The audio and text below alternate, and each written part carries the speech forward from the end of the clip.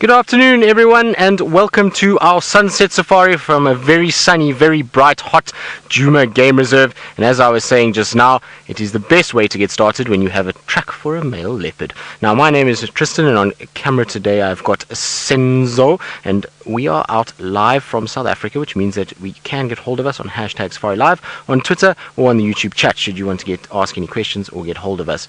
Now, I was saying that it's a male leopard track, and the reason why I can tell purely is just because of the size. These are big, wide tracks, which is very typical of a male leopard. Now, I'm pretty sure that these are tracks for Tingana, given where we are. We're right in the southwestern parts of the reserve, and his tracks are going straight north up the road. Now, I'm not sure how fresh these tracks are. I don't think a vehicle has driven here in about 3 days, so these could have been from yesterday. I want to follow them a little bit further and just see if they are not on top of any of the nocturnal animals from last night, and that will give me a better indication of who it is. Now, for some of you who don't know who Pooji is, who interrupted our opening of the show so badly, Pooji is our speaker friend and mascot that comes around with us, that plays all our bird calls and various animal sounds should we need them. But he was very naughty this afternoon and decided to interrupt proceedings very quickly. So Pooji's been turned off and has now been thrown into the naughty corner. For all of you that didn't see us this morning and were wondering where we may have been, well, we were just off for the morning. There was no major problems. We managed to fix all of our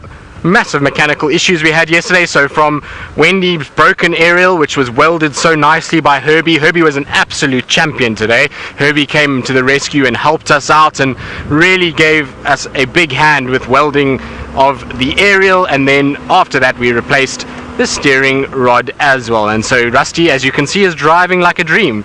Maybe not a dream and is pulling a little bit to the left, but otherwise it's pretty straight and the steering rod is all good. So we should be absolutely fine for this afternoon, and hopefully we should have a very good one. The sounds of it this morning was excellent out here, which I'll get into a little bit later, but I believe my friend Tayla McCurdy, that is, has got something very special that we don't see in Djuma.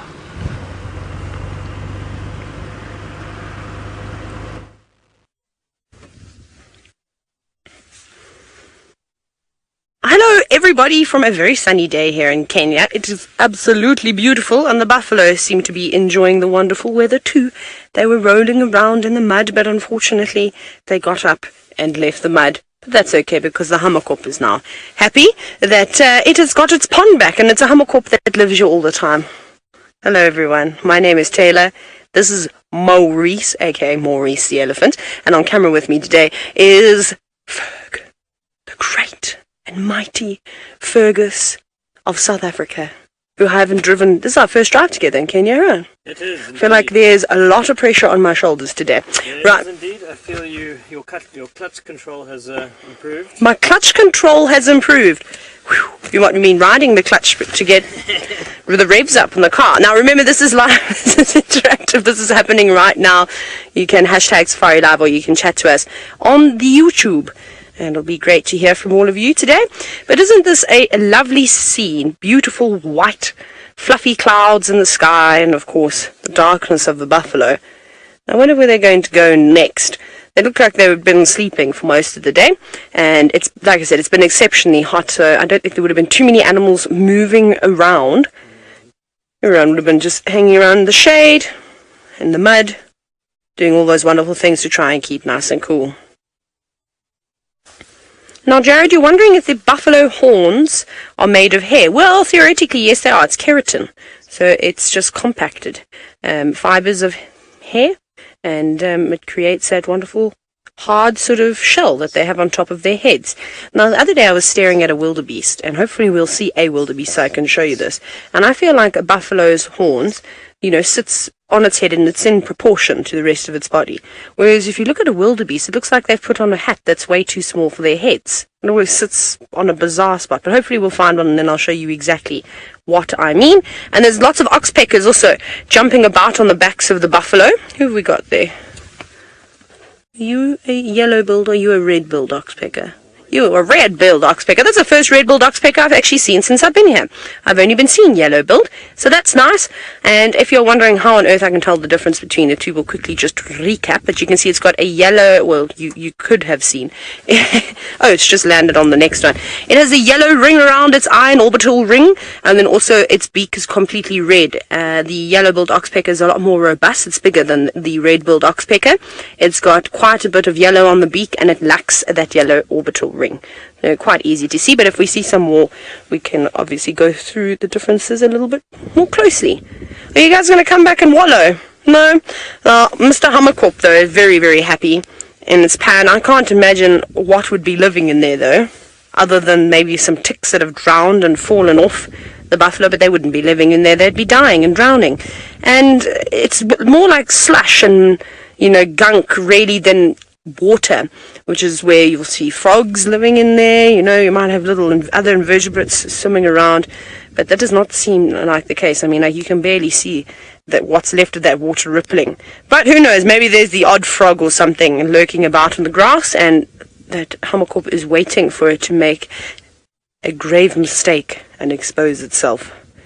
Isn't that cool? Right, but let's carry on. We're blocking a major intersection, and I don't want to... Oh, it's Jamie! Wait, let's say hello to Jamie. Let me reposition quickly. I'm going to block her now. Let's see what she's going to think about this. Here we go. Doesn't she look so fetching with her lovely hat? There's Craig, sippy cup in hand. Oh, this is Miss Africa driving towards us. Give us a queen wave, Jamie. Give us a queen wave. I'm hiding from you. I was just saying that your new title is Miss Africa. Pardon? Miss Africa. Miss Africa. Miss Africa, yeah. Oh. Miss Kenya. Oh, very, look at that lovely sippy cup. What's in that sippy cup, Jamie? Generic saying. Oh, wonderful. I feel we have a lot of those, eh? Yeah. Tea in a generic saying. Can you say it in your meeting voice? Yeah. Say it in my meeting voice. I don't know what to ask Jerry to. Yeah, Jerry would be very good at doing that. Even Rebecca. Or Rebecca. Sorry. Stern. Cool. Okay. Head all the way south.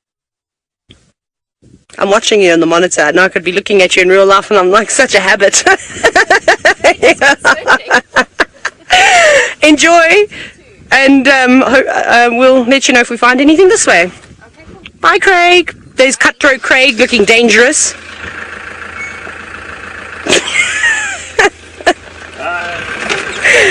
That's so funny. Here we go. Off they go. Oh no, I'm rolling and the brakes don't work. Oh, we've got to really use the clutch control. Wonderful.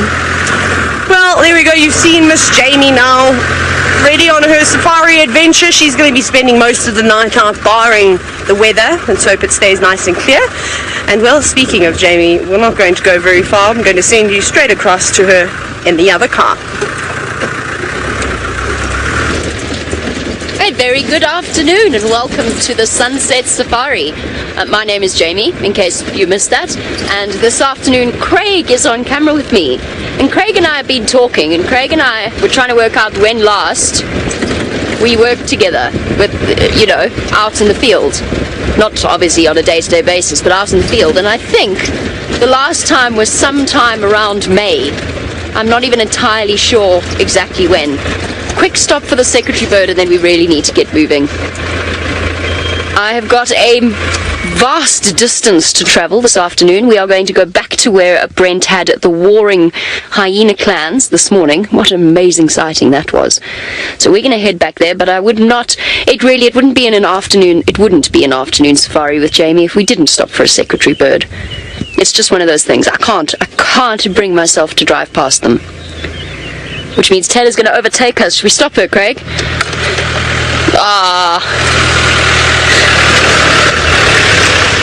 Drat! We're dragging. This is a bad idea. A bad idea. Oh! Paka!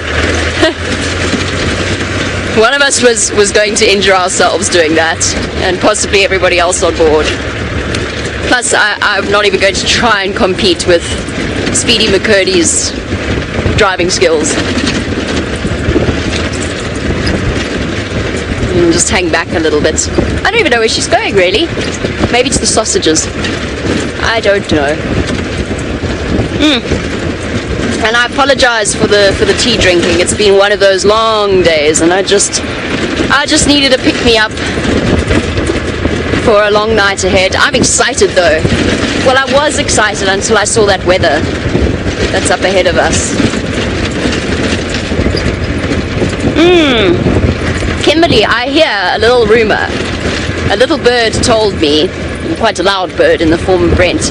He tells me that there's hyenas down there, there's a cheetah, they had a lion hunt and kill this morning. Unfortunately, they were struggling with gremlins, so they couldn't broadcast it. Lion caught warthog piglet, lions chased the cheetah, but the cheetah's fine, and somewhere around there. And there are about 6 different sets of lions. Hence, you know, why we're going that way.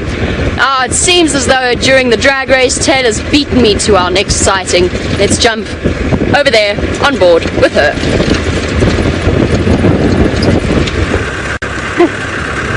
We should have done a proper wheel spin and organised that dust and all sorts of wonderful things.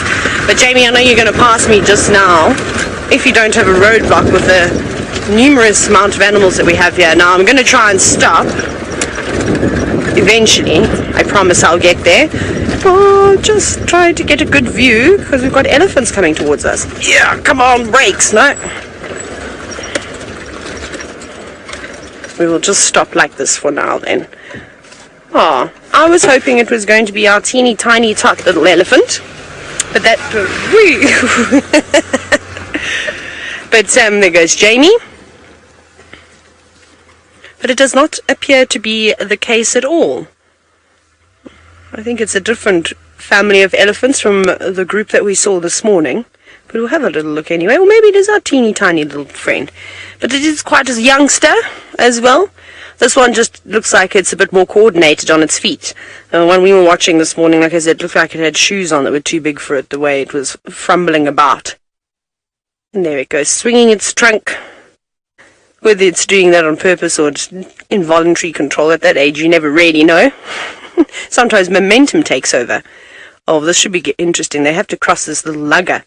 Now, of course, it's going to be an easy task for the adults, but for the little one, it might be quite funny. There you go. See, it's not a big lugger. It's just this little drop. Hello, girl. How are you smelling? Do you want to cross where the zebra are? You can't because it's a zebra crossing, not an elephant crossing. Oh no, she's actually just going to stop and feed. The little one's not quite ready to go down just yet. There we go, come on little one.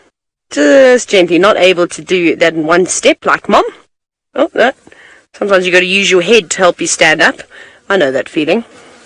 Get away, fly. That's very sweet. Now, Riti, you're wondering if I've met the new McCurdy herdie. There are too many McCurdy herdies out here to try and keep track. Perhaps we'll have to go back and find that herd of zebra, the one that had that interesting pattern on its back. Maybe we can call that the McCurdy herdie. But if I find a herd that I can try and pick out some individuals and hang around, we will definitely try and dub a new group. But this is fantastic. And you know what I'm really excited about is these elephants are now crossing the road and they're going to go towards a herd of zebra. And there's a couple of little foals too. There we go. So let's see. Something that I have seen before, and we were actually talking about it the other day, is how little elephants and little rhinos and other little animals like to chase each other around. Shame that little one keeps falling to its knees, going up and down the little hills. And there's a tiny little foal that you'll see just to the left of Mom. It's going to pop into his frame now. Are you going to come and play? No, the zebra looks like it's taking a wide berth. Now, there's the little one. Off it goes. Actually, you've... no, I don't know what you've just said. Alice, please, can you say that again? I was too busy listening to the sound of my own voice. And I forgot the question. The comment, rather. Off they go.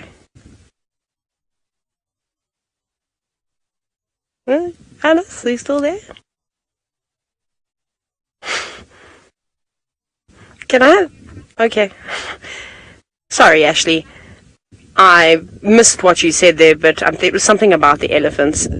Oh yes, you said they're so uncoordinated and wrinkly. There we go. That's a perfect way to describe a young elephant calf. But we'll keep moving on. We might pop past the sausage tree pride to have a look and see what they're up to. And Tristan has been walking about searching for leopards. He's back in the car. Let's go across to him.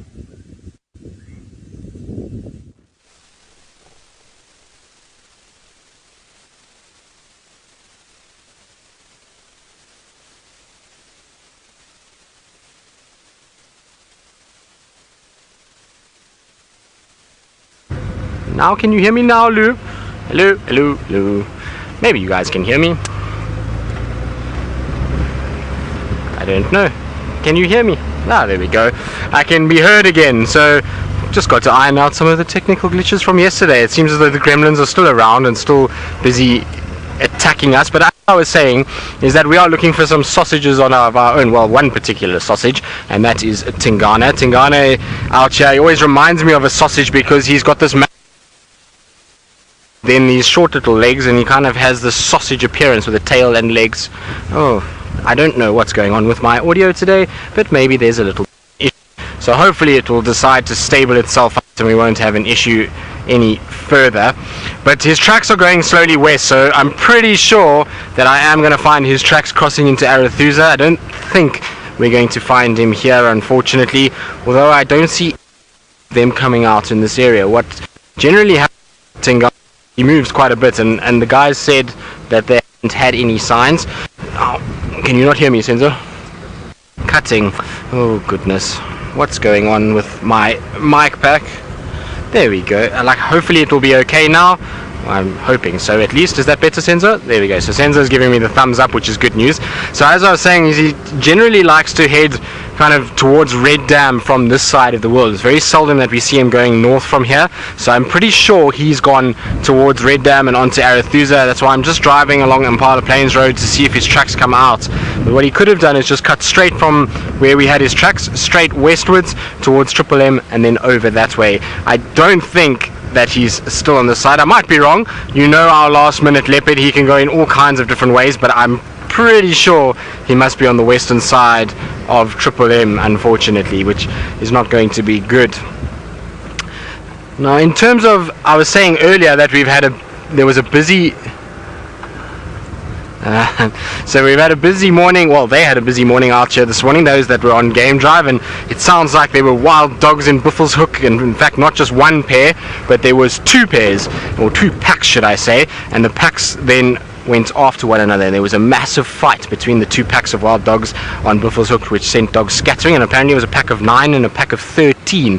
So I'd imagine the Investex were involved there, and maybe that breakaway pack from Hamilton's, that they call the Hamilton's breakaway pack, which is originally from the Investec pack itself. So I think those two came to blows this morning. It also sounded like our old man Mvula unfortunately almost met his end last night, given that he was apparently cornered up in a tree in where the Nkuhuma lionesses, and you guessed it, which one? It was Amber Eyes that decided to go up there with Mvula and tried to have a little go at him, and cornered him into a thicket on the edge of the tree, which then led to him having to jump over two lionesses in the tree who tried to bite him as he went over, and luckily he got onto a branch and managed to hold on and didn't fall to the rest of the pride at the bottom, and then scampered up into the reaches, and the lionesses stole his Impala kill, and off they went, and he managed to then get away. So pretty crazy nonetheless.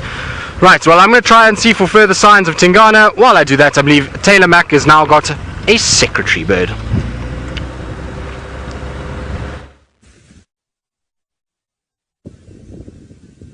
So we actually stopped amongst the elephant and the zebra and the topi to have a look at a secretary bird, and the reason why we stopped here is it seems to be doing a very good job at catching things. Now, not anything significant right now, but look at that. It's getting insects. So even though it's such a tall bird and quite a large bird and takes on things like snakes, for a little grasshopper, when it sees it, it still uses the same technique. It stomps it flat on the ground, killing it and then devouring it.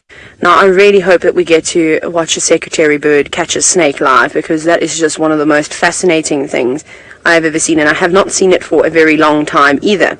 And it could be very, very educational. But it just amazes me, and the reason why I actually stopped here, one of the other reasons, was the fact that that secretary bird was as tall as the smallest zebra foal, who was here a minute ago. It's now disappeared. We'll show it to you in a little bit.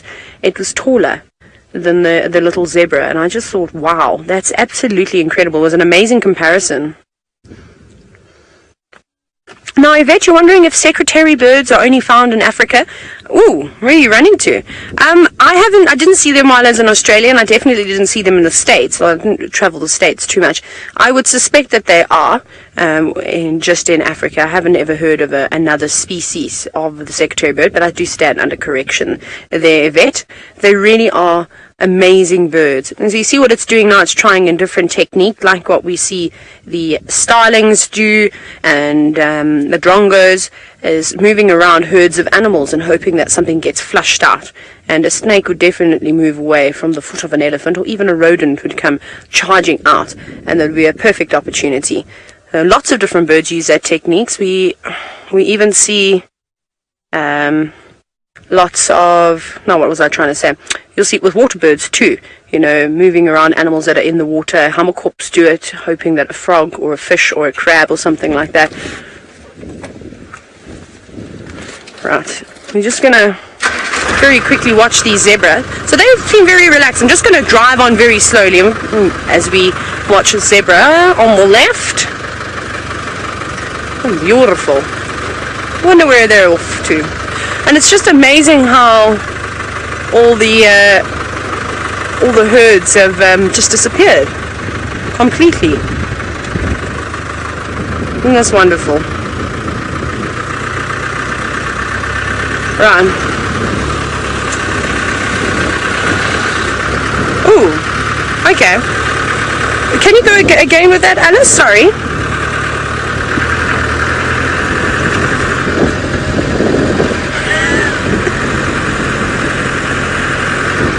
Had my sunglasses on. The sun is really bright. I'm so sorry, Alice. I keep missing you. Ferg was reprimanding me for having my sunglasses on. Thank you, Ferg. I actually deserve a hiding for that. My mom would probably yank me and go, "Hey, behave." Yeah. So, like I said, we always put our sunglasses on in between, and I completely forgot to take them off. Apologies for that now. But I look very cool, like a rock star. Wolf whistle from the back. Thanks, Greg. So, oh no. Right, so we're going to just keep driving around here. Like I said, we're going to head towards the sausage tree pride. No? Tristan, we're not going to Tristan now. Gremlins have got him. We'll just keep driving about. So we're basically just going to head down there. So we'll go over the bridge. We'll take the road that runs along this river line. We know there's plenty of things that could be there. And also just scanning around us. It's important as you drive, not just to focus on the road. Luckily the road's on fairly good nick on this side, and they're quite wide most of the time, and then when you head to the grassy tracks, you know, your tires just sort of stay in the ruts. But it does give you an opportunity to scan around. The thing that I'm struggling with most, and I don't know if the other presenters feel it, is normally at about 7 o'clock my shoulder starts to get an automatic pain in it, my right shoulder, from holding the spotlight, which is so funny. You get so used to it. But really, it's hard to multitask trying to spot animals and use the thermal camera to see what's going on, and trying to talk on the radio, and also trying to not get stuck. It's easier when it's dry, but the other night I actually had to ask David to spot for me. I think I told you this, because I was too scared that I was going to roll the car because we were slipping and sliding too much. I could not handle all that pressure. I haven't seen any cars hanging up in the area where we last saw the sausage tree lions, so I don't know if they're maybe fast asleep and no one's interested in going to them. It's okay, we'll go and have a little look around. Maybe we'll find those rhinos again today. Wouldn't that be quite nice? So after we followed up on the sausage tree pride lions, just to get an idea what they're doing and where they are, maybe we'll go and explore and search for the rhinoceros, which could be quite nice. I've enjoyed spending so much time with them and of course putting them up on screen. Now Rita, you're wondering why they called the sausage tree pride? I would assume it would be something like the Nkuhumas. You know Nkuhuma means brown ivory, and that's the tree that they were spotted under, so maybe it was a similar thing. There are quite a few prominent sausage trees in the area, in their sort of territory, so I would assume that that's where their name would come from, is that maybe it's one of their favorite trees to lay beneath. Oh, what's going on over here? You get a better view. It looks like we've got sparring giraffe, perhaps. We'll know in just a moment. What I'll do is there's a little road that jumps off to the right. I'll jump on that. Either that or they've got their bums super glued together. I know all about that. Okay, are you ready to see giraffe? Cool, have a look here very quickly.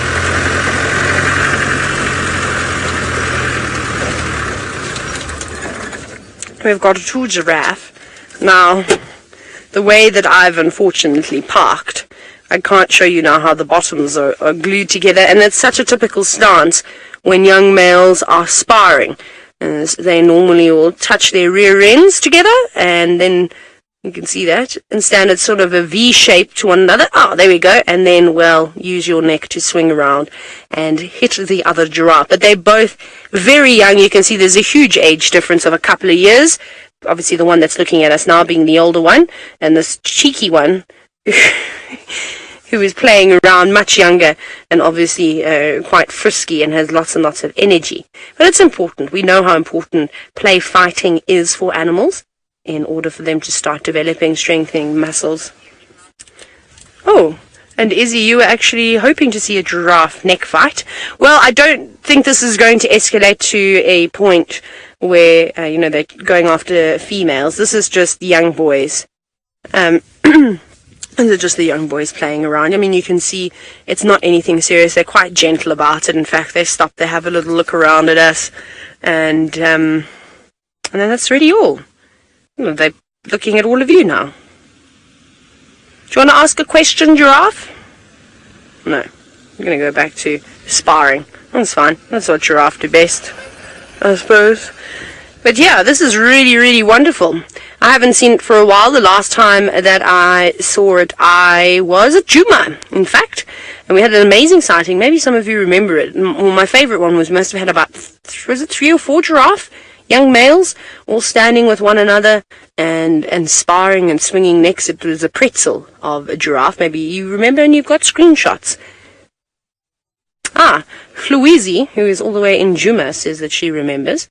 It was a really fantastic sighting. It was in the Mulawati, actually. It was a lovely day. It might have been even a rehearsal for TV. So, I think, if I'm not mistaken, I think that could have been what it was. But they're a beautiful colour, aren't they? I love how their heads are so much lighter than the rest of their bodies and their undersides. Now, Riti, thank you for all your questions today. And if you'd like to ask questions, just as Riti has, remember you can hashtag Safari Live or chat to us on YouTube. And it was another question about the giraffe, and it was, does the spot pattern or the spot size and colour help age a giraffe? I suppose it's hard to really say. Definitely colour of the entire giraffe, because remember, as male giraffe get older, they start to produce a lot more testosterone, which then enhances their colours. I mean, in the Sabi sand, we've seen a couple of males who were almost completely black, really incredible. And I haven't seen a very mature bull just yet, the Maasai giraffe, so I'll keep an eye out. So I want to see if they go as dark as the southern giraffe, which is the species we get in South Africa. In terms of spot size, of course, like anything, they'll stretch as they get older, so they start off quite compact. Look at this, they're really adamant, aren't you? This is so funny. I mean, it's not really, so it's actually more like a massage. He's probably saying, come on, Frank, I told you, right shoulder, near the wither, on the neck. Work that area. I don't know if that's what's the thing that a giraffe would say. Anyways, we're going to carry on with our search though and go and find the lions because I'm excited to see what they're up to. Tristan has arrived at Twin Dams. I wonder if he's got a spotted surprise yet. Well, I'm not quite at Twin Dams yet. I'm on Twin Dams Road, but not at Twin Dams. In fact, I'm still very far from Twin Dams at this stage. I'm right on the northern side of the road because we did a loop round to check if there was any sign of Tingana coming further north, which there wasn't, except that there was a track for a male leopard going north pretty close if you drew a straight line from where I had those tracks crossing into Buffalo's Hook. So I think it might be his tracks. I might have just missed where they cut off and have then since gone northwards towards Buffalo's Hook side. So we're not 100% convinced he's still here. I asked the guys if anyone drove there this morning. They said no, so those tracks could very well be from last night. There was one or two little insects on top from during the day, so things like antlions that are active during the day quite a lot. There was one antlion on top, and there was also a waterbuck track that was over the top of it. So I'm not 100% convinced that it was very fresh, and I think they might have been from last night, and they might have headed a little further north and into Buffalo's Hook. Maybe he heard the commotion with Vula and the rest and went to go and investigate, because those tracks go directly towards that area where the Nkumas and Mvula had that little showdown, but they came from sort of Djuma's side, so I suppose it's very possible that he went that way. So now we're just meandering our way along the Mulawati. I want to just go slowly, see if there's any signs of Tumba. Last night when we had our steering rod incident and we got stuck in the Mulawati, we had a hyena that came to join us, and I actually wanted to ask some of our hyena experts that are around, that watch the show, whether or not they know who a hyena is with half a right ear, because there was a hyena that joined us, quite a big hyena that had half a right ear, quite ginger in color and looked to be on the older side of life. So it came and sat near us for a while and just watched us going about our business, working on the car or underneath the car. And then Tumba was around. We could hear alarm calls of a lot of birds and various other things, and he seemed as though he just carried on slowly northwards up the Mulawati drainage line. So I think he must be still around somewhere as well.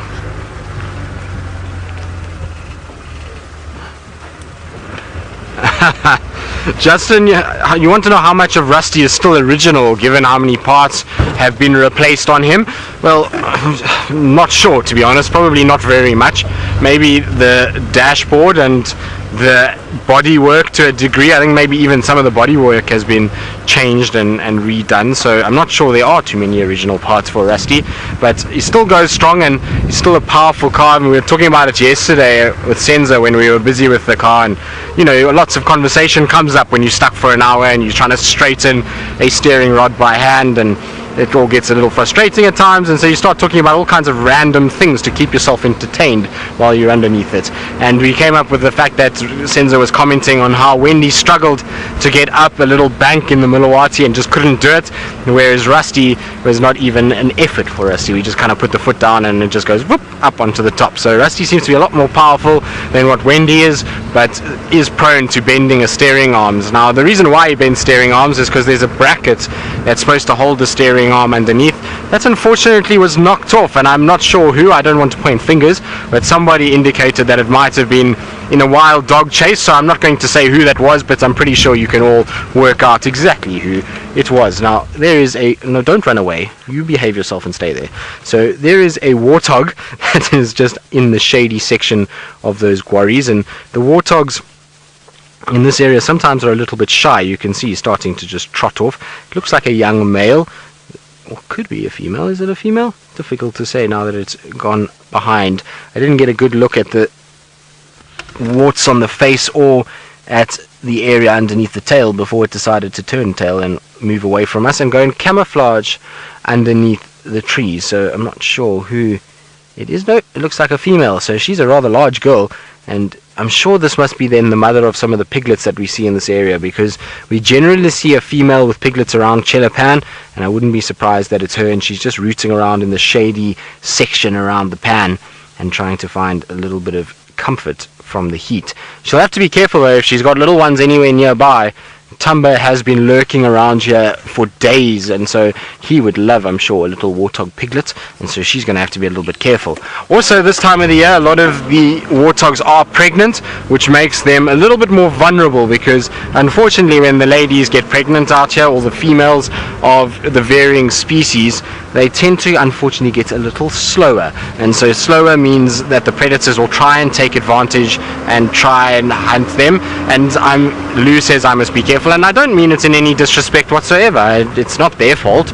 They unfortunately are carrying a whole bunch more, and in the case of warthogs, sometimes can be carrying 8 little piglets inside there, so it's a lot of extra weight, and it means that they just can't be as agile as they would be on a normal basis. And the predators know this, and they'll actively target pregnant individuals at this time of the year. You'll find that they'll go after pregnant impalas, pregnant warthogs, zebras, buffalo, whatever the case may be, depending on the species that's being hunted, and they actually have a lot more success. And it's one of the reasons why we get an even sort of killing, if you want to call it, of the different sexes out here, is because this pregnancy period, a lot of the females are hunting, but when it's mating period, because the males are so hyped up on testosterone and so into trying to mate, they don't watch for predators, and then you get a situation where they will actually be killed, and so males and females are killed at different times of the year, which is very interesting. So it helps just to maintain that balance in terms of numbers. And then of course when young ones are born, then it's just any young one is killed, and it's a 50-50 lottery as to whether they're male or female. Right, now let's get in. Exactly, it is like a Predator KFC box meal.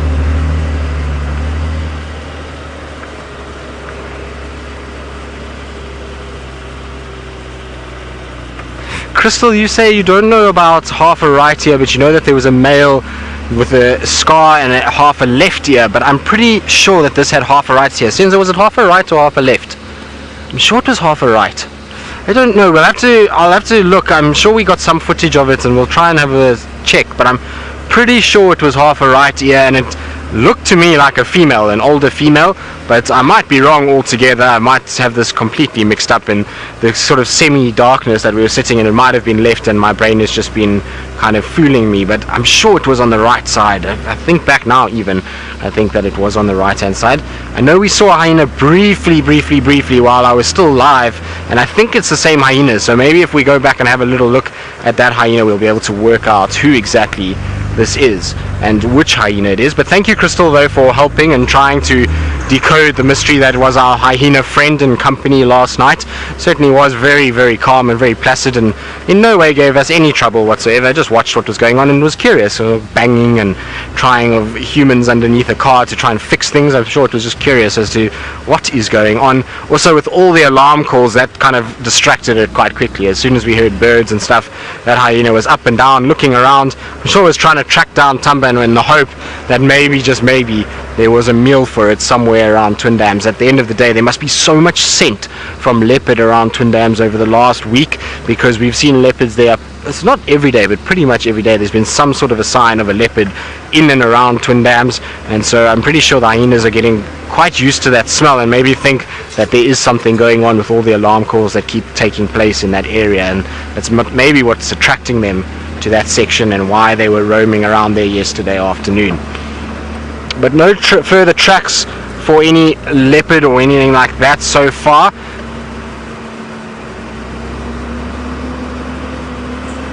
Buttons, unfortunately not. The buffalo herds have not come to Djuma yet. They keep going to Sydney's Dam, and apparently this morning they were at Sydney's Dam and we would have been able to get a view of them, but then this afternoon they apparently, as we got going, the guys gave me a report that they're back into the Manjaleti, slowly drifting away from Sydney's Dam, and all they could see was 2 males that were left behind and were slowly also on their way that side. So by the time I would have got there, unfortunately they would have been gone. So the buffalo are proving to be a bit of a pain as well. They must decide to come south. Not that we really have much water for a really big herd of buffalo. If a big herd of buffalo had to arrive at Gowrie Dam or even Twin Dams, I suppose is the only one, but Treehouse Dam, that would be too small for a big herd, and they would end up drinking a lot of it and muddying it up, and it would really take a pounding our water holes. So I think in a way it's a bit of a godsend. I know we want to see buffalo and we want to have them around because obviously the Nkuhumas will probably spend more time, but at this stage there is really no real reason for them to come here because there's not exactly that much water and not exactly that much grazing either to deal with. So we're just going to go up onto the bank here to allow another vehicle to go past. Are you Ralph? Hello everybody. There we go. Just have to greet all our neighbors and see what they've been up to and what's been happening and whether or not they've seen anything, which they haven't, as I spoke to them on the radio just now. But it's also just good to greet people and to see and to say hello. I wonder if our Francolin will stay there. There's a beautiful Natal Francolin that might or might not stay. No, it's decided to jump down, so it's going to just trot about in the long grass, and of course it's going to try and hide itself now. I think just to the right of the trees, and so there it is. You can just see it in the background, its head bobbing, and it's doing its best camouflage possible. It should come out shortly. There it comes. There's a beautiful Natal Francolin. They have that pretty drab coloration and then a bright orangey beak and legs, and quite easy to identify. And there's a group of them that hang around a lot in this particular section, and they've tormented Tumba many times from here by squawking at him and running around all over the place and making a lot of noise. And so it's the usual grouping. I don't know where all its friends are. There's normally a couple more than just this one. Right, well, Franklin's disappeared. Onward towards Twin Dams we go. I don't know if that vehicle checked Twin Dams. They hadn't when I last spoke to them, but maybe, just maybe, we'll go and check there. I believe Hosanna was there this morning, so that's why we're heading in that direction, but I don't think he's still there this afternoon by the sounds of things, and we need him to come out because, well, we want to carry on our cat streak. Oh, come on, Rusty, come on. There we go. So just got to get Rusty's revs up a little bit, otherwise he decides to just stall. So hopefully he's still around there. Maybe with the heat he just found himself some shade to lie down in and to rest and relax. So I'll head back towards the Twin Dams again and just have a double check. Maybe that vehicle, there's another vehicle. I think everybody's had the same idea to check around this section and this area. So I believe that my friend Jamie is also out and about. No, Rusty doesn't want to go up the bank, and she is driving into a storm. So while I get myself out of this mess that is the sand, she can get herself into the mess that is a big rainstorm. It's a distressing smell emanating from Mila's tires. I've got a horrible feeling I've driven through a nice pile of lion scat. It really is distinctly stinky. Oh, I should never have said to Tayla the weather looks okay. That was a grievous error on my part. That was just inviting trouble.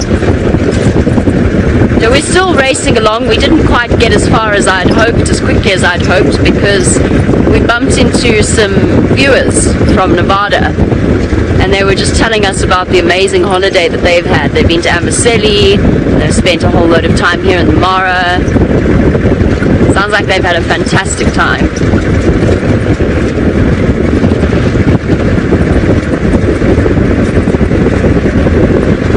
Oh. Craig and I have been trying to work out which way the rain's blowing. We think it's blowing away from us. Ilana, who I know is very interested in trees and identifying grasses and those sorts of things. Ilana, there are a few grasses that animals don't like to eat. So basically the way that that grass is classified is in terms of its palatability and the way that it responds to grazing.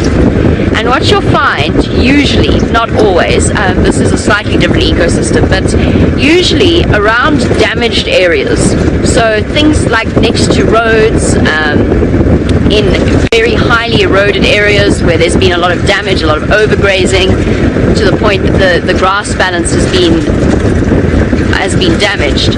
Essentially what you get is what are known as pioneer species of grass.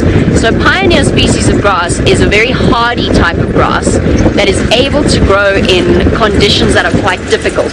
So that makes sense. What you get then is a succession.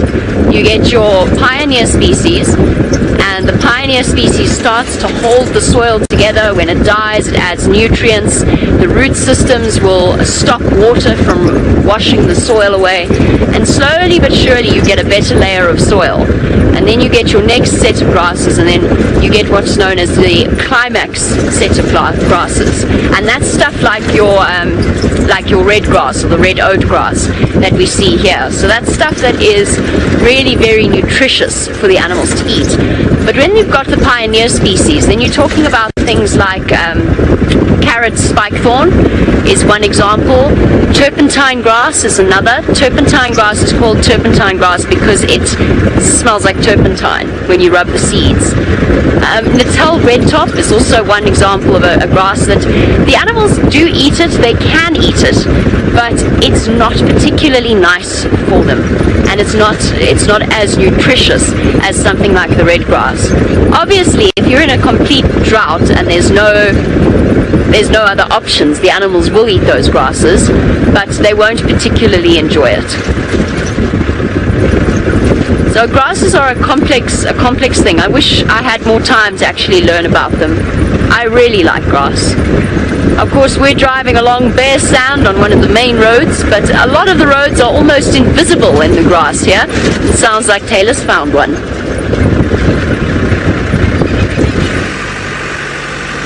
We're actually off-road, that's why it was so grassy, but I suspect that this track was maybe created from this morning's vehicles going up and down. It doesn't look particularly prominent, and of course with the ground being wet first thing in the morning and driving, I think 5 or 6 cars, and who knows how many more cars came after we left to the sighting.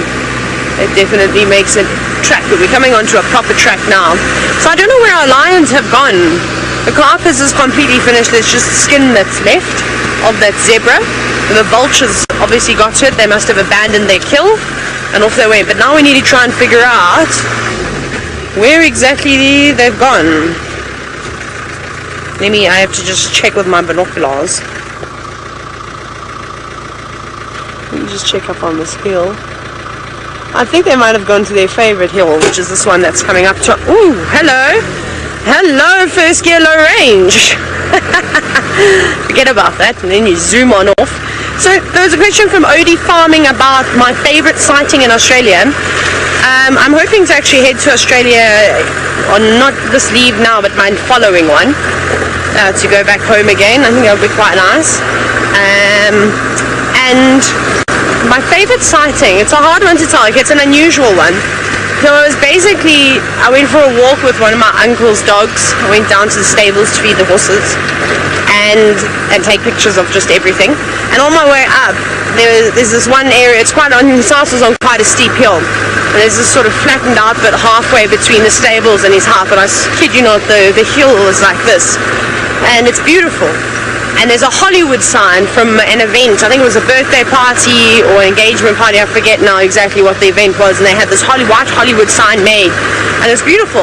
And on my way up, I actually took pictures of it. There were some kangaroos that were standing around the Hollywood sign. And I thought that was really funny to see in Australia, kangaroos, but with a Hollywood sign in the background. So that was my favorite sighting. Maybe not what you were expecting. I saw a koala in the wild though. That was quite nice. Very cool. And quite unusual. Hey? You see it as a site for your future. For my future? Hollywood with the kangaroos. And then I saw an echidna too running across the road and made my mom stop the car. So stop. She thought, she slammed on brakes far quicker than she should have. And then I of course ran down the road and everyone was asking me what was wrong and I was like, an echidna, like a crazy tourist. Me. Anyways, we're going to go all the way to the Sabi stand now, where Tristan, I don't know what Tristan has, but I know he's looking for leopards, and he is the rock star in finding leopards. So. Well, we're still trying, Tayla, and I don't know if a rock star is the right thing to say. We just get lucky sometimes, and we find these things. I'm trying to check the Mulawati quite carefully, because Hosanna was seen at Tundams this morning. Apparently he's not there now, and so I'm trying to work out where exactly he went. There's lots and lots of tracks of baboons in the area, and so they might have just chased him, and I'm hoping that they haven't chased him south. So I'm trying to check the southern boundary now just to make sure he hasn't gone over into Little Gari, and that we're not going to waste our time if we do find his tracks at the dam. But there are tracks in the Mulawati coming to this eastern side, and that's why I want to just check here quickly and just have a double sort of glance in this area, because I know sometimes our male leopards like to cross from Leadwood onto Little Gari, which is this road right here in front of us. So I'm just driving along, just checking on the right hand side. Because this road is so busy, unfortunately the tracks often get hit by cars and you don't see much, but if you look on the right hand side of the road, it's quite sandy and quite sort of puffy, and so if he crossed, I'll find his tracks on the right side, which it doesn't look like has happened.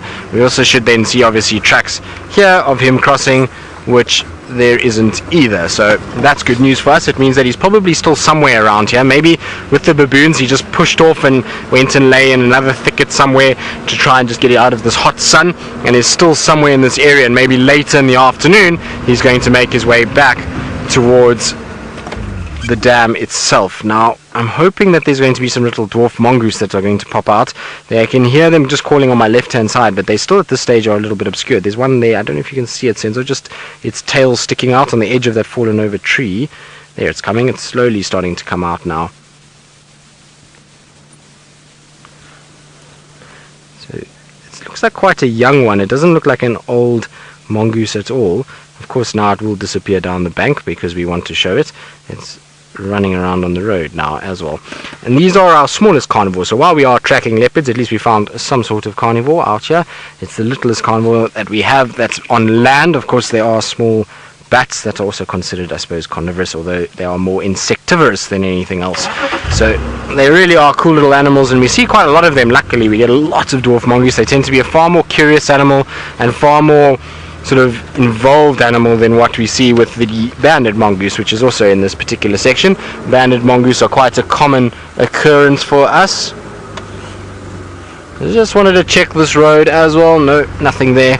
So we do get banded mongoose, but they tend to be very shy and very secretive in comparison to these guys. These guys, you stop and they get quite curious, and then they come running out to see what you are and what you're doing and who you are and whether you are something that they can either feed off, attack, or just make friends with and watch and be amazed by. So they're pretty cool little animals, quite interactive.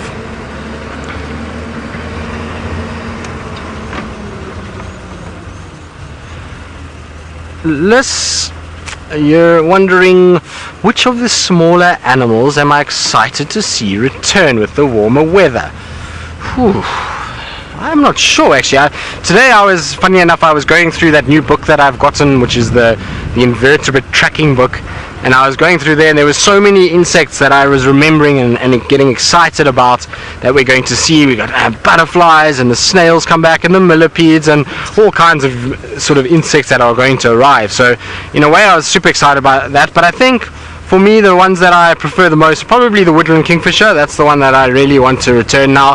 The woodland kingfishers are such beautiful birds, and they bring a bit of chirp and life to our days. Of course, their call does get a bit much towards the end of summer when you've heard it for about the 4 millionth time, but they are bright and colourful, and they're everywhere, and they make a bit of noise, and they have a bit of vibrance to them, so I will enjoy them. The European rollers also is always a nice one to see. So I think the birds are more than anything else the migratory birds, but I will look forward to seeing a lot more insects and spiders and those kind of things. It certainly makes bushwalk a lot more fun and easy to kind of go through and see all of these different types of insects that we get in these places. So I think insects and birds, it's difficult to narrow down just one. I'm pretty excited for all of them to come back. It's going to change this whole area, and it makes it a lot nicer to be out here. Of course at night not so much, when the insects are flying around your food and various other things. No, what is with all the animals today? I don't know why every time I'm stopped an animal has disappeared and tried to walk behind me. But Senzo, we can try and see if this nyala is going to come through the gap. It looks like it might come through on my left hand side, although now it's changing direction again and hiding directly behind a guarri bush. So there is a beautiful male nyala, and every single animal we've tried to show has turned and gone past. Now, would you believe it, I completely missed a massive animal that is standing right in front of me as well. So don't worry about the nyala, that's disappeared. In front of us here, if you can spot it, I don't know if any of you can, but there is a giraffe. And you shall see it when it pops its head up. It's going to come out onto the road.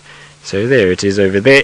Camouflage is ridiculously good. When it bends over behind the trees that I have in front of me, I can hardly see this giraffe. So a beautiful female giraffe, which means that there should be a couple others. There's been lots of tracks for giraffe up and down the Mulawati riverbed, so I would imagine there's more than just one. Let's try and catch up with it because it's moving away from us a little bit. So it seems like it's going to be a giraffe afternoon, from Tayla's sparring boys to our female giraffe on this side of the world. And it's been a while since I've actually seen giraffe, so quite a nice, pleasant surprise. Romit, you're wondering how tall is a fully grown healthy giraffe? Well, it depends whether it's male or female. So a female is about 4.5 meters tall and a male 5.5 meters tall. Now in feet, I think it's about 27 feet if I'm right, somewhere around there. Is about the height for a fully grown giraffe. They all get very, very big. This is quite a young female. She's not very big at all, still quite low to the ground, so I'm surprised that she's on her own. I would expect a female that's young like this to still be some more adult figures. Maybe they are around and they're just hidden behind all this foliage, and it's why we missed her as well. But she's probably, I would say, not even fully grown, so maybe 5-6 years old. You can see her ears are absolutely perfect. There's not too much scarring on her coat, so she's still a young individual and is only going to get bigger from here. What we can see, which is quite nice, is if you look just in the crease of her legs there, so between her leg and her body, if we just go in there, that's it, thanks Senzo, you notice there's a whole bunch of black dots. Now those black dots, unfortunately, are ticks. Imagine having that many ticks on your coat. It must be seriously uncomfortable, and we normally can't really see it because you can see that's in the folds of basically what would be equivalent of our armpit, and so those ticks get in there because the heat builds up there, and it's a great place to be able to access the skin. It's also where the leg rubs, and so the fur is not as thick there, and they can then get in and start feeding off the blood of this animal. So that will drive her crazy, and it's why oxpeckers are so prevalent on giraffe, because they do have a number of parasites. Being such big animals, you'll find a situation that their parasite load or their tick load is quite a lot higher than some of the other animals we get out here, and so oxpeckers are vitally important for giraffe to be able to get rid of those. But it must be seriously uncomfortable. That many ticks, you can just imagine the itch that is taking place. And she seems otherwise to be healthy. She doesn't have ticks down her legs, which is a good sign. When you find giraffe getting ticks all down their legs and black dots everywhere, then you'll know that they're in a bit of bad shape, and then they can actually die from a infection basically of the blood from an overload of ticks. So she's not too bad. She's just got a few around that folded skin section, and so she'll be perfectly fine.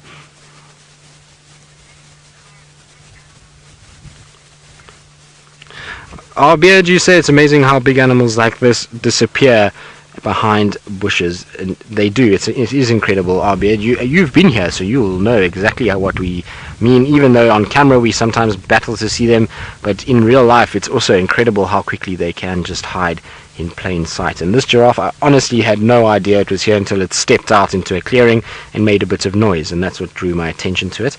But look at its beautiful big eyelashes. Sorry, I'm jumping around on my topic here, but those eyelashes are silhouetted against the background, so it's quite nice to actually see how long they are. I'm sure many ladies would be very envious of those lashes, and certainly a feature of giraffe. You find that they do have nice long eyelashes that are nicely turned up, and Lou is envious, and I would imagine Megan will be too, and lots of other people at home.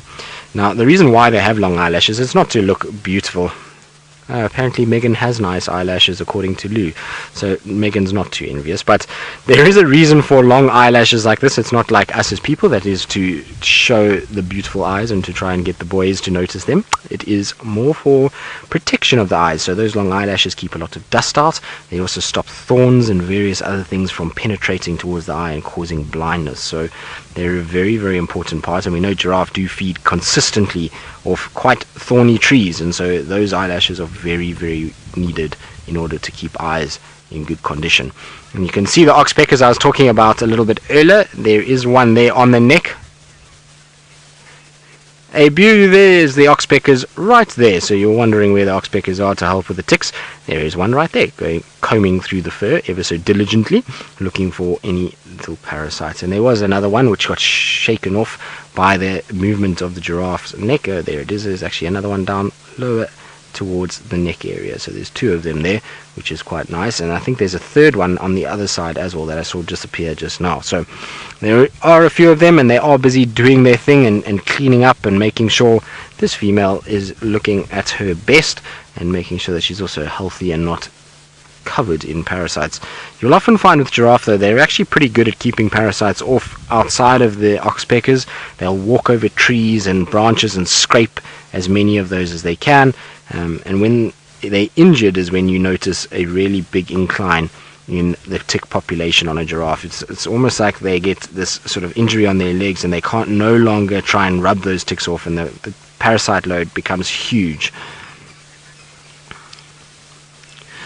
Take care. This is a good question. You are wondering, once the tick is engorged and swollen and full of blood, does it stay on the animal or does it fall off? It depends on the species of tick. Take care. So we get 1-stage life cycle ticks, 2-stage life cycle ticks, and 3-stage life cycle ticks, and depending on which stage they are or what type of tick they are will determine how they do it. If they're a 1-stage tick, then generally they will feed on the animal and reproduce on the animal and stay on the animal itself and engorge and then basically breed and die all on that one host.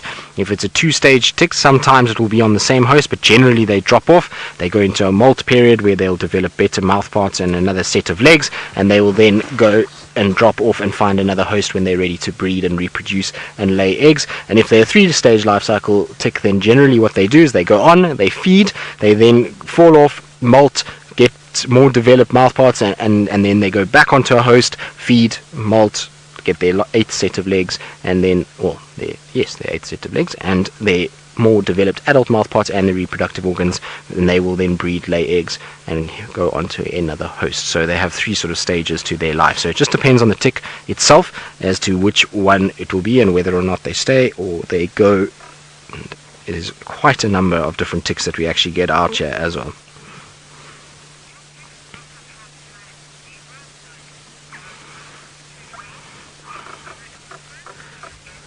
LM, you're asking if ticks transfer diseases to giraffe. And the thing is, yes, if they're in massive numbers. When they're in small populations like this, no, they don't. They generally, the giraffe's immune system is able to compete with it. I mean, well, basically compete and fight off any illness from them. What they do get from ticks is if they are unfortunately completely covered in them, then basically it causes a poisoning of the blood from all the bacteria in the tick's mouth parts, and the giraffe can then become very ill and die from it. But as far as tick bite fever, Lyme's disease, those kind of things, no, they don't get it like we do. You know, we can get a single bite and suffer from those diseases, but with giraffe they need thousands and thousands and basically an oversupply of ticks to cause a infection in the blood and to make sure that, well, to then incapacitate this animal and kill it. So it's not quite like humans. They're a lot hardier, and their life in the wild has built up some sort of resistance to just a single tick bite, so they're able to deal with quite a bit in that regard. And there's those ticks we were talking about. Now it sounds like there's either another giraffe or there's an elephant very close by, because there was a pulling of a tree and a breaking of a branch. Now sometimes giraffe will pull at branches and there's a little crack and you sometimes hear it, but it could very well be an elephant is not far away. So I want to just go forward slightly and check if it is an Ellie while we are here and while I can hear them, because it is a very dense, thick area that we're in, and maybe, just maybe, the Ellies are not too far away, and if we don't check it out now they might disappear on us. The nice thing is, if it is elephants, maybe they're on their way towards twin dams and we'll be able to get them drinking, and hopefully Hosanna will make an appearance at the water a little bit later when it gets a bit cooler. Yes, there is an elephant right there. You see it, Senzo? Oh, at least my ears are working today. If nothing else has been working over the last 2 days, my ears are, which is fantastic news. My mum will probably say that my ears don't work when I was a kid because I never used to listen, but she'll be glad to know they work now. It also means that I've got no excuse when she reprimands me. So Lou, you reckon they don't work so lekker now either?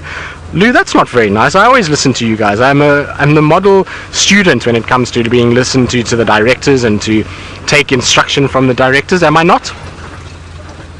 Come on, Lou. Throw me a bone here, as they say.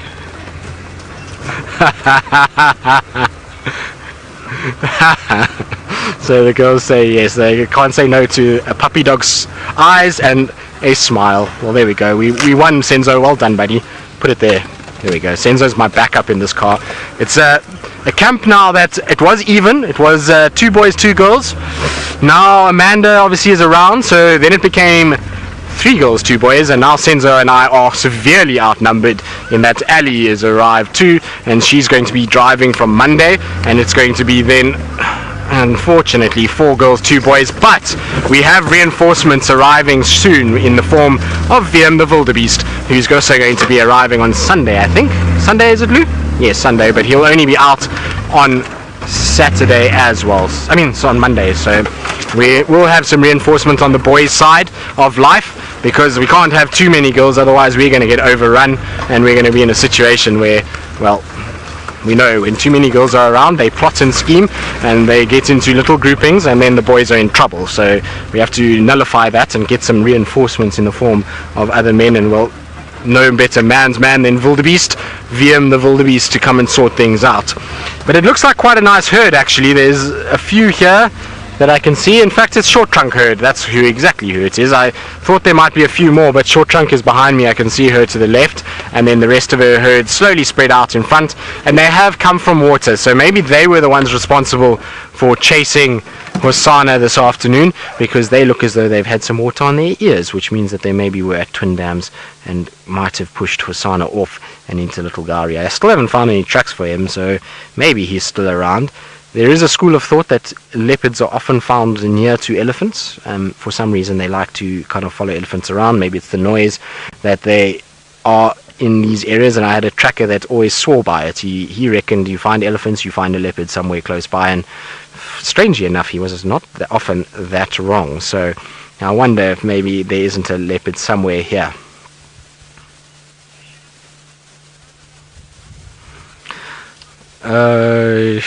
So Tayla McCurdy, all the way in the Masai Mara, says I should be careful all along and not just now that there's 4 girls.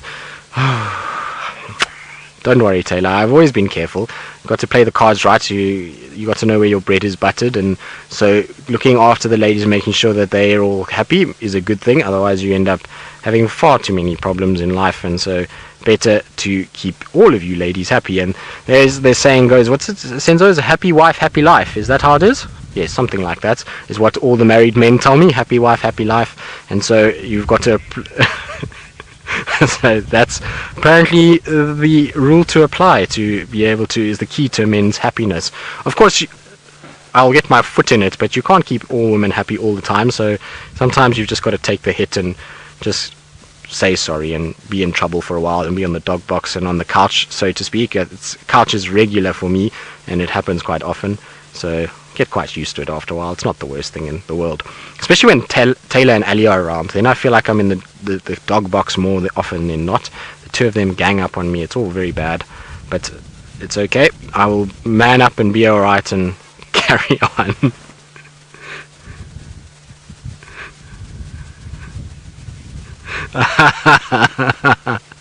So it's now spreading in the Masai Mara like wildfire, this conversation, because now Fergus Clark, who is cam op for Tayla McCurdy, is also chiming in on this whole thing, and he says if you like it you should put a ring on it. Well, Fergus, you are starting something that is not going to go very well, and it's going to land us all in a lot of trouble. So let's just leave it at that, and let's not carry on any further than where we are right now. Although Fergus is known to be a ladies' man himself, he's been telling me some incredible stories of his time as he's travelled the world as a cameraman. Apparently the ladies love the exoticness of him filming wildlife and spectacular destinations all over the world, and he loves his wine, and he tends to schmooze and woos all the ladies with a bottle of wine and a little chat after a drive with some music in the background. So Fergus, I'm on to you. I feel like you might be putting a ring on it before I do at some point soon, so don't worry about me. But back to wildlife and back to what we really do on the show, and that's talking about wildlife. Of course, we are wild animals ourselves at this place, and our crew is full of wild characters, but our elephant herd is far more important. And like I say, it is Short Trunk's herd for sure now that I can see all of them, and I can see Short Trunk behind me. They're just slowly ambling around feeding, and it's typical of them, as we were talking about when we saw them yesterday morning, is that they do spend a few days generally when they come to Djuma. They don't rush off out of here. It's not like some of the other elephants that will come on and drink and then be gone the next day. These guys tend to stick around for a few days, which is always quite wonderful because we get to know them a lot better, and they a herd that we can recognize very easily, and we can spend time with them, and they're so relaxed and chilled that I always love being around them, and they certainly are a good way to spend your afternoon. It's very chilled, and the temperature is just easing off a little bit now. There's this little breeze that's blowing, and it feels super good to be out here at this time of the day, and to be surrounded by the Ellies is absolutely wonderful.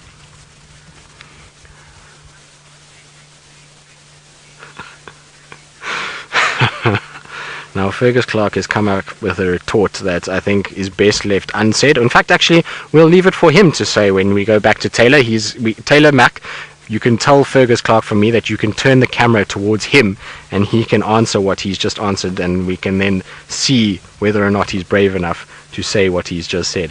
I surmise that it won't be the case, but maybe, just maybe, he'll be brave enough to say such things. Anyway, let's move on. It's interesting, again, that our elephants, funny enough, have moved into this section, because this section at the moment has got a whole bunch of bush willows that are starting to flower. Now, of course, I say that, and there's not one bush willow close enough to the camera that I can show that is flowering. There are a number that, as I was driving up to the Ellies, that were flowering, and so I was hoping that I would see. Actually, there's one right here, just on my left-hand side, Senzo. So this very tall one, that big one on top there, that one there is flowering. If you go up to the top of it, you can see there are the bush willow flowers starting. So that little bit of rain that we had a few days ago probably triggered these bush willows to go into this flowering mode, and the Ellies will be after those as well as the roots of these plants. If they see flowering plants, they often know that there's a bit of nutrition in them, and so they seem to be doing a lot of digging at the base of the bush willows, and actually even pushing some of these bush willows over, not only to get to those flowers but to get to the root structures as well. So it's amazing how their diet changes completely from the summer to the winter. In summer, it's all about grass and getting as much of the nutrients out of those grass seeds and getting the oils and all of that greatness from there. And then as we get into the winter, so they start to feed off the grass roots and a little bit of bark and leaves, but by the end of winter, it's mostly roots and tubers. Aunt Joe, my favorite thing about elephants, without a doubt, is that they are incredibly intelligent. So their intelligence is my favorite part about them. They show a range of emotions. They are able to process a lot of different things. They can work out problems. They can find food in the harshest of climes using their intelligence by either digging or pushing over trees or whatever the case may be. Even water. We know that we get desert elephants and they're able to survive by finding water in even the harshest of environments where a lot of other animals can't. So their intelligence is my favorite thing. They are incredibly interesting to watch. Their dynamics that they show within their social structure is very interesting as well, and that all stems from intelligence. You find the most intelligent animals out here, for some reason, going back to our female conversation, tend to be led by females. Maybe there's something to be said for that, but tends to be that they are very social. They look after one another, and there is this side to them that is just incredibly interesting to watch in the way that they work out and interact with their environment. So their intelligence for me is the best part about it, and that is often shown to us in a lot of amazing ways.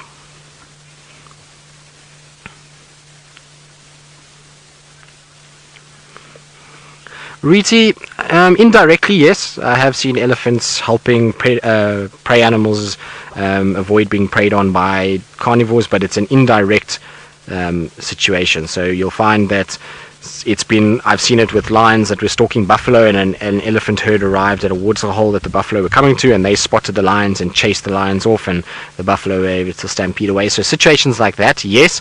In terms of an animal that's been caught, generally no. I've never seen elephants actually chase predators off a carcass of an animal that's still alive and kicking and defending it. That I've never seen. I've only seen them chasing predators off already dead animals.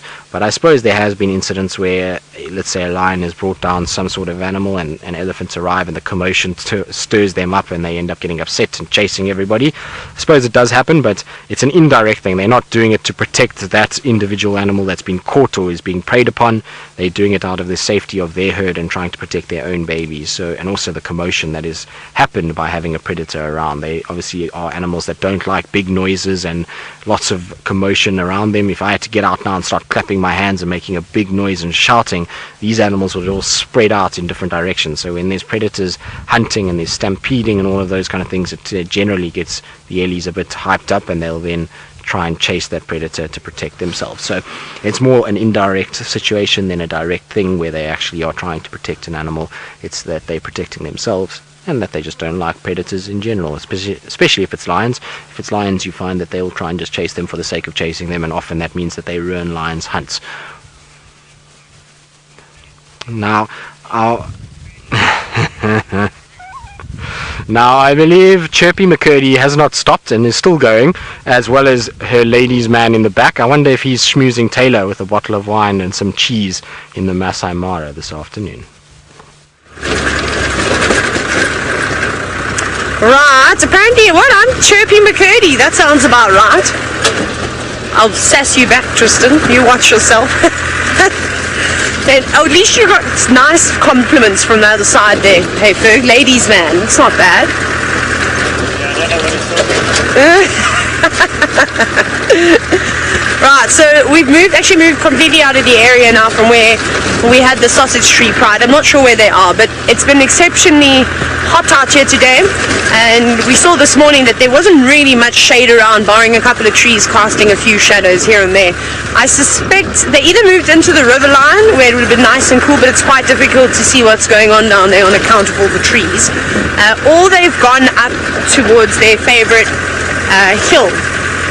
I checked Lion Island, there was nothing on Lion Island, but there's those nice rocks, there's lots of shade, so they could just be that side. So I thought what we'd do is we'd head down towards the Mara River and have a look around there, see if we can find anything. Maybe we get lucky, maybe we get to see bat-eared foxes again like we had yesterday. I don't think it's a coincidence that we've seen them there. I reckon if we look hard enough, we might be able to get them again. And I think it would be quite nice to try and see them as often as we can, and who knows, maybe we can eventually habituate them and they'll get used to us. Not necessarily like lions and leopards, but just long enough that they don't mind the vehicles and they'll carry on. Because I would really like to get to know the bat-eared foxes a little bit better and watch some of their behavior. Because as we know, there is only so much you can learn from books and you can read. The rest of it you actually have to sit and experience for yourself. But it's hard to spend time with things like bat-eared foxes, with aardwolf, with porcupine, aardvark, you know, the shy critters that don't really like to hang around. So that's going to be the plan, I think. And who knows, I think it's always a good area to check towards Serena, just because we know that Scar likes that area, the Musketeers like it around there. So hopefully we can get a glimpse of them. I'd like to see all of them. It would be really fantastic, but we can't be greedy out here. We can only take what nature hands us, and sometimes, you know, you get lucky packets, a variety of different things, and then sometimes, you know, you just get a little lollipop every now and then, and that's okay. Well, sometimes you get nothing, you just get the empty wrapper. You can lick the inside out if you like, but and I'm surprised that we're actually not seeing more things, because there's not much wind out today.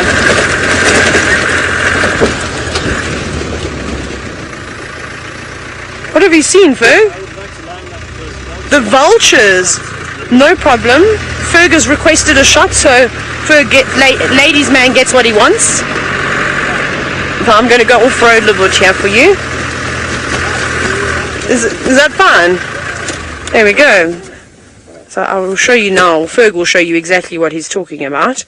It's actually exceptionally pretty.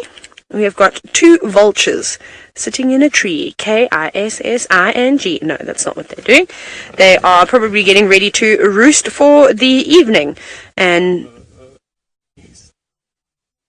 no, Ferg is not. I was like, what's going on? Ferg was going roosting. Doesn't quite go with the song, but we can make it work. that's actually magical. Look at the clouds, the formation of the clouds, all starting to climb vertically. So those are developing cumulonimbus clouds. So those are big rain clouds. There are plenty of them. And just from looking at the silhouette of these vultures, you can see they've got quite a robust head. The feathers look fairly dark, but it's difficult because they are silhouetted. So I'm going to go and say that it's a pair of lappet-faced vultures sitting up there. I actually saw a lappet-faced vulture nest the other day. It wasn't on the side though. It was in the Masai Mara National Park. So next time I go that way, I'm going to try and find it again. It was also near a hyena den. So that's quite nice. So obviously those birds have done for the day. They've decided that it's going to make a good enough perch where they will rest until tomorrow morning. Unless somebody comes and startles them, then they'll have to move perches. But for now, that seems to be great. Look how breathtaking this view is. Look at that. I mean, that is just unbelievable. Where do you get views like this other than in the Mara? Now, Peyton, you said it's amazing how the storms just pop up out of nowhere. I was commenting on the weather today. Jamie and I were actually discussing it. I said, I've never seen such sort of dramatic weather.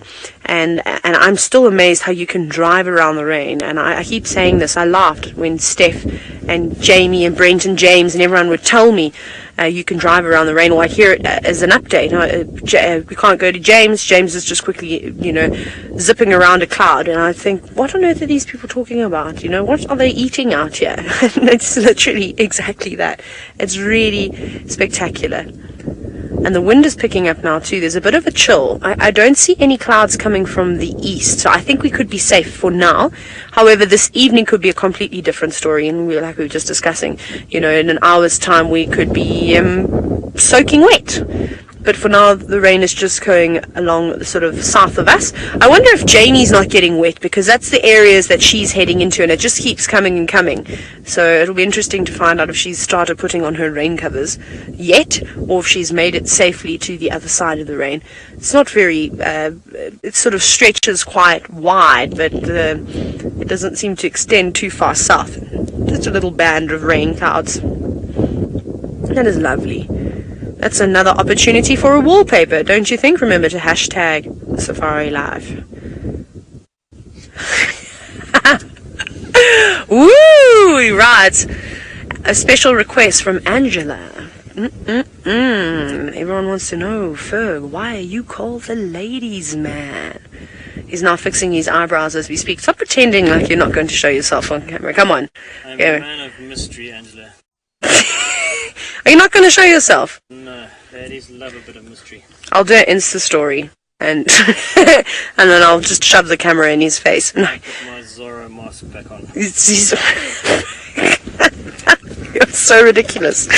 Oh no. Right, so Ferg is shy. I'm not going to spill Ferg's secrets, unfortunately, Angela. You're just going to have to ask him yourself one day if you have the pleasure of meeting him. Right, off to the river we go. Hopefully we'll have crocodiles and hippos and lions and wildebeest and Batian foxes and all these wonderful things. However, the race is now on between rockstar Tristan, the leopard finder, and I as to who is going to find the cats first. Ooh, Tayla, this is going to be an interesting one as to who's going to find a cat first, but we shall definitely try see if we can find one before you. Should be an interesting challenge this, because there's a promise of a cat in Hosanna somewhere around this area, and we've just got to try and find him before they find something in the Mara. Interesting. Now, in terms of Fergus, I'm very surprised at Fergus. Fergus is a ladies' man, and he does like normally to show himself off, so I'm surprised that he hasn't taken up the challenge, but I'm going to try and find my a photo of any picture that I've got, maybe of Fergus, or I'll try and scan around to see. I did remember taking one with him once before when we were on drive, and there was a photo of us, and even with Byron as well, so I'm going to try and find Ferg and see if there isn't a picture somewhere that we can show all of you ladies, because everybody wants to know whether you're a ladies' man, Ferg. Maybe we can help you out along the way, since you're so desperate to put a ring on it. Maybe we can find somebody that can oblige and help you out with that process. But that is our littlest member of the short trunk herd, who's flapping its ears away, and it's a little boy, that one. So, and the reason we know it's a little male is only just because I've seen it so often that we know that often his genitals sometimes hang out and he doesn't seem to care, and so that's how we know. At that age, it is quite tough to sex elephants. Their foreheads haven't developed properly yet. That's normally how you would sex them, the easiest ways. The bulls have a rounded forehead and the females a very angular, squared-off forehead. In young ones, you'll find that the head is pretty similar because they haven't grown and they haven't developed, and obviously the bones are still going into the right places and settling in the right ways, and so that's why you get a situation where the head is slightly rounded even in females at that age. Toy time, I think it is. You want to know what nutrients are best for elephants or most sought after for elephants? Difficult to say. I'm not 100% sure. I think they pretty much want everything. If you look at an elephant's diet, they will feed off pretty much everything, obviously bar protein, that is meat, but they will go after roots, tubers, leaves, grasses, seeds, fruits. So they pretty much cover most nutrient values. They also, sometimes you'll find them even crunching down on a bit of soil. I have seen them doing it once or twice before, so that's geophagia, which they maybe, if there's nutrients that they're lacking, they're able to get it from the soil, something like a sodic soil, which is high in sodium content. So I don't know if there's one specific nutrient that they need above all others, but they certainly do eat a variety of food sources. They're not just one sort of food source animal. They will make sure that they, even in a day-to-day basis, are feeding off of multiple different plants. So they're going to feed off, like I say, roots, tubers, bark, leaves, fruits, seeds, anything they can really get their hands on that's vegetation based, or trunks on, should I say, they will go after it. So they require a lot of different nutrients to power such a large body, and so they're not very sort of specific on a nutrient that they want the most. And also, of course, is dependent on soil types as to what these nutrients are available in specific areas. Eduardo, they are flapping their ears to cool themselves down. Now, if you look at this individual that's walking past us, you'll note that there's these kind of stains on the side of the body. So there's this dark patch just on the shoulder area, and then it's lighter. And the reason why that is darker is because they have been spraying water onto their ears to cool them down. But when they flap like this, there is a rich network of veins on the backside of the ears covered by a very thin layer of skin, and as they flap, they're pulling air over those rich network of veins, and that's cooling the blood down by as much as 2 to 3 degrees centigrade in a series of 3 to 4 flaps, which is really not very much at all, and so that blood is cooled quite fast. When they spray water and flap, it then just aids that cooling even further and helps to keep this animal very comfortable in these hot, warm climes that Africa has. So that is why they are flapping the ears. It's all just to try and control the body. It's basically like a radiator of a car, and that's why they do it. So they're constantly at work keeping themselves regulated and their body temperature regulated so as that they can stay cool out here. Very clever system, actually. And now when you see it flap forward, you might be able to see the veins. It's quite difficult. So if you maybe can go a little closer in for me, and there you go, you can see the veins as it goes forward. You'll see big, thick, rigid veins. Of course, now it's not going to do it. There we go. There, I don't know if you can see them very nicely, but they are there every now and then when the ear flaps forward, and so, like I say, that pulls the wind. You'll also notice how the ear on the back side flaps over, so it almost provides its own shade. Even when it flaps forward like that, that ear falls back into the body to try and create a little bit of shade over those veins and just to keep that body as cool as possible. It's a very cool system to have, and it's why their ears are so big as well. You can also see that the ear is in front of that big flap, and so what happens with them is when they have these big ears and they're flapping forward and they hold it forward, that's not to try and cool down. When they push the ear forward and hold it there, that is to listen better, so they're creating almost like a satellite dish to catch sound. But what you're seeing now is most certainly to cool themselves down. It is a hot day today, so they will be trying to get their temperature and their core body temperature down as much as possible.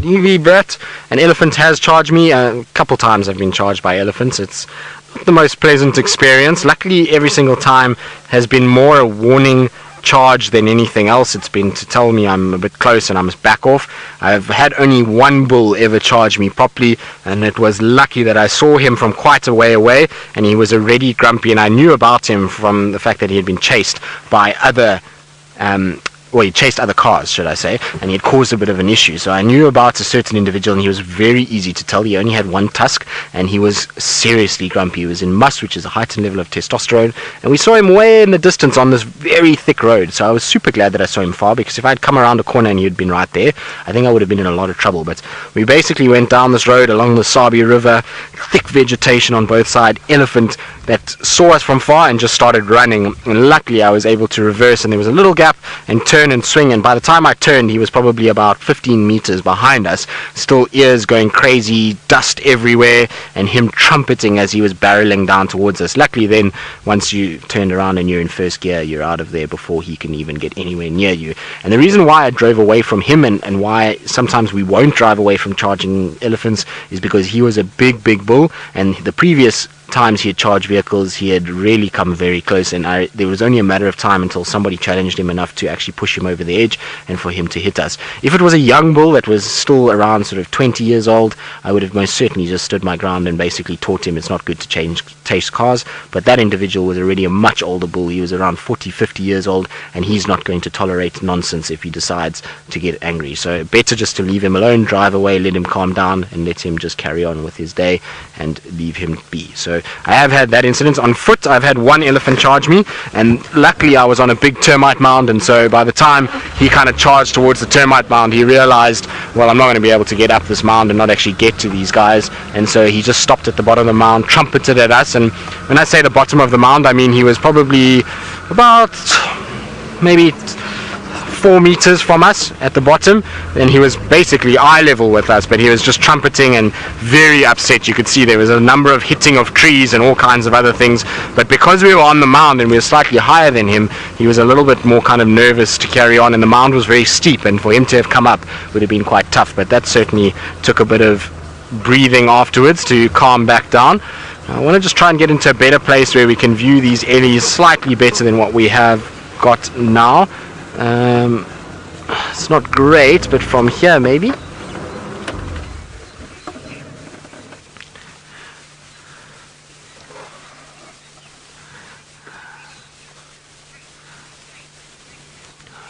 So Cape Turtle Dove, you are saying we see short trunks herd regularly, and we see them quite often, but fangs herd we haven't seen return for quite some time. And do elephants have regular areas that they move around in, or are they territorial, or what's the deal, and why do we see one and not the other? Well, the reason for it is specific routes that they take. Well, it's quite a complicated question, but I'll basically, it's quite a interesting answer, is that in the case of short trunks herd, the reason we probably see her more than what we're seeing fangs herd at the moment is to do with the fact that it's a small herd versus a very large herd. Fangs herd is very big, and the way that they will utilize resources is much more than what you would see with short trunks herd. So they're going to use water and food a lot more than what short trunk would, and maybe this area just does not have enough in the way of water to sustain fangs herd for long periods of time. Hence they've moved into other areas like the river systems of the Sabi or the Sand River, where they're spending all their time feeding and drinking and utilizing those areas. In terms of home ranges, yes, elephants have home ranges. It will vary depending on the size of the herd. Again, from a nutrient perspective, they need to be able to feed the herd, provide water for the herd, and so that means that they will then expand accordingly. If the herd grows much larger, you tend to find that the home range tends to get bigger. There are regular routes that they will also walk, so they know exactly where water points are, they know where riverbeds are, drainage systems are, and where their favorite food items are, and so they will utilize that and walk in specific routes to get there. We find that they often are up and down the Mulawati. You can find elephant herds and specific ones that will go to certain places within the reserve and drink off them. This particular herd, very seldom do we see it on the western side towards Treehouse Dam. We do see them there from time to time, but she favors Twin Dams and then straight up to Gowrie Dam and then into Buffelshoek and then back along the same route again. Fangs herd seem to go from Twin Dams, Gowrie Dam, and then westwards and northwards a little bit to Buffelshoek, and then westwards into Arathusa, and south then from there into Londo's. So it's different routes because of the sizes of the herds more than anything else, but there will be very specific ways that they will get to certain places. They will follow routes that they know and that they've used before to get into those areas. They're intelligent animals, and it's the same as us, like taking a road to get home. We might take a different road if there's traffic or there's some sort of reason, but otherwise we typically use the same road home. And it's the same thing with these guys. They know where they want to go, they know where the water is, they know where food is, and they will utilize those areas. But they do have home ranges, and environmental conditions will impact whether they utilize that home range in the core of it, or they expand it, or whatever the case may be. Last year's drought, I think, has changed a lot of the home ranges that we're used to, and you might find that the herds that we see a lot in the summer months, because of last year's heavy drought and the lack of food available here at the moment, they might have pushed somewhere else, and the smaller herds are still then able to survive in these places because they're so small and they're not utilizing nearly as much vegetation and water as what those bigger herds would utilize.